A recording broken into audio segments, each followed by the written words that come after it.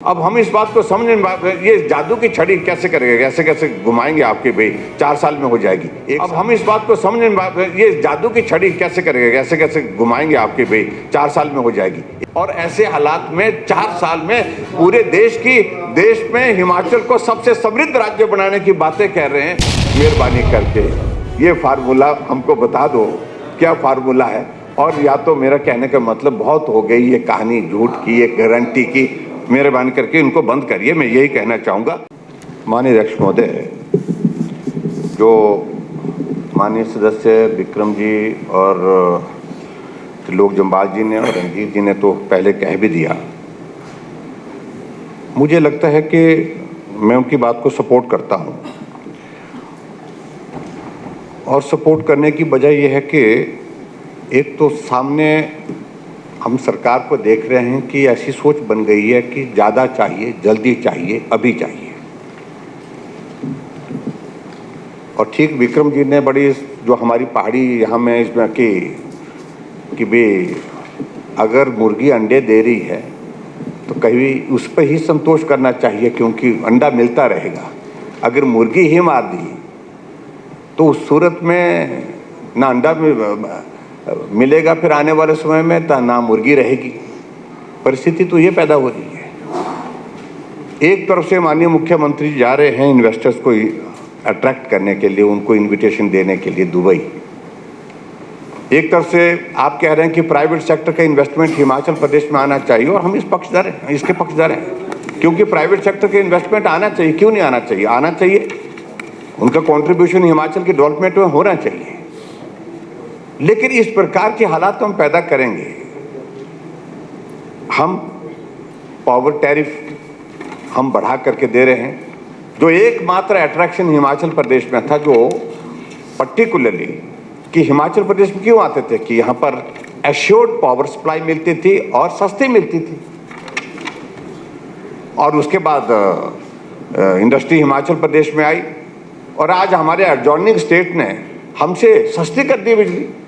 Industry वाले बोलते थे जिस कारण से हम हिमाचल में आए थे इंडस्ट्री लगाने के लिए, वो तो कारण ही खत्म हो गया। अब हमको हरियाणा में सस्ती मिल रही है, पंजाब में सस्ती मिल रही है, उत्तराखंड में सस्ती मिल रही है, यूपी में सस्ती मिल रही है। हम काहे को रहे हैं आपके यहाँ? इसलिए अध्यक्ष महोदय, हमको सोचना है, थोड़ा बैलेंस करना पड़ेगा। और बैलेंस करने के लिए ये बहुत आवश्यक है, जो पर्टिकुलरली जो आज की ये भी जो अमेंडमेंट, एक तो मैं भाई मुकेश जी वाली इनके विभाग से संबंधित जो वाटर कमीशन का जो एक साल में ही आपको अमेंडमेंट लानी पड़ गई। पहले क्यों नहीं सोचा इस सारी चीज को लेकर? प्लीज दैट स्टैंड पास्ट ना हो गया, लेकिन मैं जिक्र कर रहा हूँ जो चीज जल्दबाजी में की जाती है अध्यक्ष महोदय, मेरा कहने का मतलब है बिना सोचे की जाती है, बिना विचारे की जाती है, उसके इम्पैक्ट ये होते हैं। 6 महीने के बाद अमेंडमेंट लानी पड़ती है, 4 महीने के बाद अमेंडमेंट लानी पड़ती है। और जो अभी अमेंडमेंट इसमें जो लाने का जो प्रयत्न किया है, इसमें सबसे इंपॉर्टेंट पार्ट ये है, अल्टीमेटली इसका बोझ किस पर पड़ेगा? बोझ पड़ेगा जो रेत खरीदने वाला होगा, वो गरीब आदमी भी होगा, जो बजरा खरीदने वाला होगा। डेवलपमेंट के हमारे प्रोजेक्ट्स वो सारे के सारे जो है, जब रेत बजरी आपकी महंगी हो जाएगी तो स्वाभाविक रूप से उसमें उसका इम्पैक्ट होगा। इसलिए मेरा ये कहने का मतलब है, जो जितनी कर की है, अगर 5% रखा हुआ लीज इस पर, तो उस पर उसको बढ़ाने की आवश्यकता नहीं है। और जो खासतौर से जिसका जिक्र त्रिलोक जी ने जोर से किया, क्योंकि जो आपने जो अमेंडमेंट जो उसमें जो आपकी जो मंशा है, जो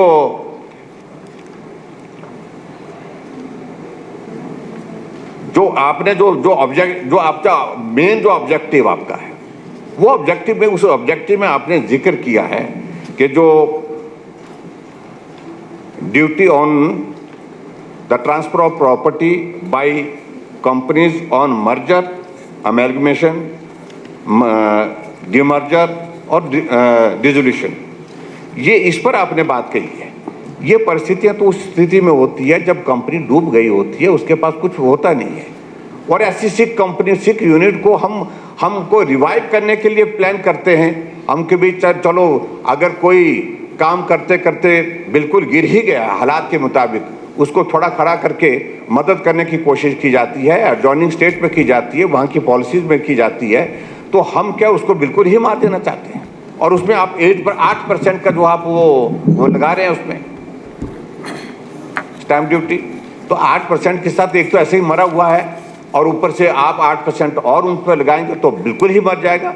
तो इसको थोड़ा जेन्युइननेस के साथ देखने की आवश्यकता है। मेरे कहने का अभिप्राय ये है, हम इस बात से सहमत हैं कि मुख्यमंत्री के दिमाग में ये की बात पड़ी है कि हिमाचल प्रदेश में 4 साल में पूरे देश का कौन सा ये राज्य बनाएंगे, यानी कि सबसे संपन्न राज्य है।